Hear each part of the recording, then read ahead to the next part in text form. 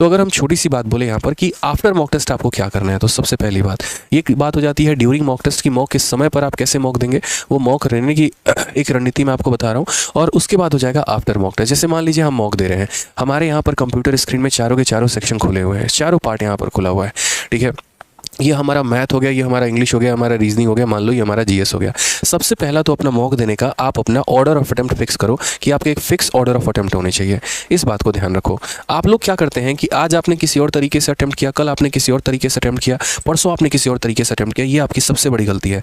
मेरा order of attempt पूछोगे तो मेरे भाई सबसे पहले मैं क्या करता था, रीडिंग सेक्शंस को एक साथ रखूंगा। जैसे मान लो मैं जो है सबसे पहले यहाँ पर सॉल्व करता था आपको इंग्लिश को, उसके बाद यहाँ पर मेरा होता था जीएस, फिर उसके बाद यहाँ रीजनिंग, और तब लास्ट में जाकर मैथ्स होता था। क्योंकि मुझे है ना शुरू के 20 मिनट में इन दोनों टॉपिक्स को निपटा देना होता था कि बड़े आराम से 15 से 20 मिनट के अंदर में मुझे ये दोनों टॉपिक्स लपेट देने हैं, ठीक है। और बाकी के 40 मिनट में मैं यहाँ पर ये स्कोर करता था, क्योंकि शुरू के 20 मिनट में ही आप 100 सवाल बना चुके हो, 50 सवाल आप बना चुके हो, 100 नंबर का जो है आप क्वेश्चन तैयार करके बैठे हुए हो, तो आपके छूटने की संभावना कम होती है और आपके नंबर आने की संभावना ज़्यादा होती है। साथ में इनमें कलम नहीं उठाना होता है, ये रीडिंग पार्ट का होता है, तो इसलिए ऐसा नहीं होता कि जैसे मान लो कि यहाँ फिर इंग्लिश के बाद रीजनिंग उठा लिया, एक में कलम नहीं उठाना है, फिर एक में उठाना है, फिर ऐसे करके, ऐसा नहीं है। पढ़ते चले जाओ, आगे बढ़ते चले जाओ। आप उल्टा भी कर सकते हो, जैसे शुरू में जो मेरी रणनीति रहती थी वो पहले रीजनिंग होता था, फिर मैथ होता था, फिर इंग्लिश होता था, जीएस होता था। ऐसा मैं शुरू में मैंने इसलिए किया था क्योंकि शुरू में मुझे यही दो सब्जेक्ट ज़्यादा आते थे, रीजनिंग आता था, फिर मैथ आता था, फिर इंग्लिश हो गया, और लास्ट में मैं जीएस करता था। ये मेरा स्टार्टिंग का था, क्योंकि स्टार्टिंग में मुझे जीएस का कुछ भी पता नहीं था, इंग्लिश का कुछ भी पता नहीं था, तो मैं डीमोटिवेट हो जाता था। इसी वजह से मैंने यहाँ पर क्या किया कि पहले रीजनिंग को अटेम्प्ट करना शुरू किया, क्योंकि रीजनिंग हर किसी का कंप्लीट होता है, फिर उसके बाद मैथ यहाँ पर हो गया, और फिर इंग्लिश जीएस। तो ये आप स्टार्ट में रख सकते हो, ये अपने एंड से कर सकते हो, कोई दिक्कत नहीं। तो एक फिक्स ऑर्डर ऑफ अटेम्प्ट रखो। फिर उसके बाद मॉक टेस्ट देने के समय में आपके पास ये कला होनी चाहिए, art of skipping. Art of skipping में मेरे भाई यहाँ पर क्या है, तो आपको सवालों को छोड़ना आना चाहिए। मान लीजिए कोई सवाल आपको लग रहा है कि ये हाईली कैलकुलेटिव है, या फिर यहाँ पर ये लग रहा है कि इसमें फंस के रह जाऊंगा, इससे मैं आगे नहीं बढ़ पाऊंगा, वैसी स्थिति में मेरे भाई छोड़ो और आगे बढ़ो। क्या पता आपके सेट में आगे वाले क्वेश्चंस आसान हैं और जो आप बना रहे हैं वही टफ है। बाद में आप सेंटर के बाहर निकले और आपका दोस्त बोले भाई वो वाला सवाल तूने लगाया था, देखियो कितना आसान था, बताना जरा यहाँ पे। तो वैसी स्थिति में आप असमंजस में फंस के रह जाएंगे।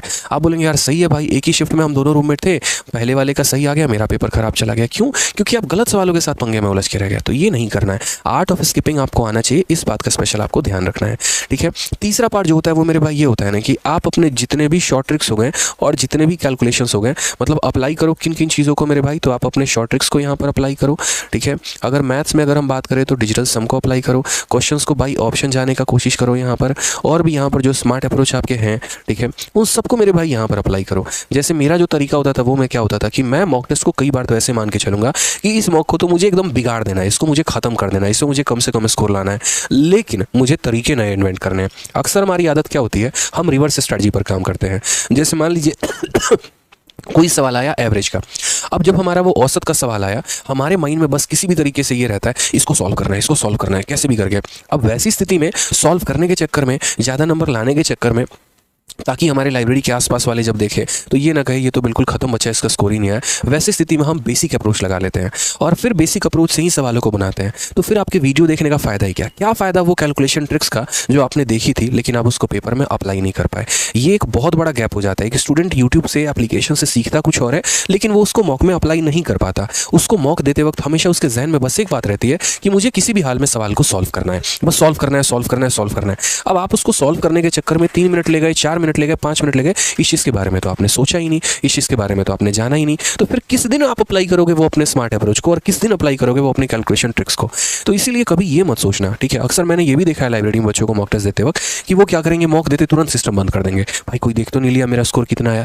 भाई क्या कर लेगा कोई, तुम्हें जज करके क्या कर लेगा ये बताओ? सीधा अपना सिलेक्शन उसके मुंह पे मारना ना, क्या दिक्कत की बात है? समझो ना इस बात को। मैं आप लोगों से जुड़ा हुआ हूँ, इसीलिए आपकी एक एक बात मैं आपको बता सकता हूँ। कभी मैं वो बातें नहीं करूँगा जो हवाई बातें होंगी, सुपरफिशियल बातें होंगी जो अप्लाई की ही नहीं जा सकती है। हमेशा वही बात बोलूँगा जो जेन्युइन है, जो सत्य है, जो आप भी जानते हैं, आपका दिल भी जानता है और मैं भी जानता हूँ इस बात को। तो ऐसे चक्कर में मत रहो, कोई तुम्हें नहीं देखने वाला, कोई तुम्हें नहीं जज करने वाला, लेकिन ये ज़रूर है कि उस चक्कर में तुम अपने आप को बर्बाद कर रहे हो। वहाँ पर सबसे बढ़िया, मैं जो आपकी जगह पर रहता तो मैं क्या करता, मैं दुनिया की कुछ नहीं सुनता, मैं यहाँ पर पेन फ्री आदत लगाता। आप पूछते हो ना कि सर कई सारे सवालों को आप बिना कलम उठाए कैसे बना देते हो? मेरे भाई जब मैं मॉक टेस्ट दे रहा होता था ना, तो मैथ्स के भी क्वेश्चन में कई बार ऐसे हाथ फोल्ड करके मैं बैठ जाऊंगा और कोशिश करूंगा कि इसका 90% हिस्सा तो बिना कलम उठाए बनाऊं। सवालों को पढ़ के, उसके भाषा को तोड़ के और बहुत सारे स्टेप्स को जो है मैं यहाँ पर बिना कलम उठाए मेरे भाई बनाना शुरू कर देता था, और लास्ट में कहीं कहीं पर जो है वो हम वहाँ पर पेन उठाते थे और वहाँ पर हम सीखते थे। कि चलो इतना बचा हुआ है, इसके लिए कलम उठा लेते हैं। उसमें भी कोशिश करेंगे डिजिटल सम को अप्लाई करने का, अप्रोक्सीमेशन को अप्लाई करने का, क्योंकि अगर इस छोटे से युद्ध में मैं अपने आप को बेहतर नहीं कर पाया तो वो बड़ा वाला जंग मैं कैसे जीतूंगा, बस मुझे यहाँ पर ये बता दो। तो अगर मुझे वो जंग जीतना है तो मुझे इस छोटे छोटे युद्ध में अपने आप को बेहतर करना पड़ेगा, वो छोटे छोटे जो हथियार है उनमें मुझे परफेक्शन लाना पड़ेगा। ठीक है, ये बात ध्यान रखो यहाँ पे।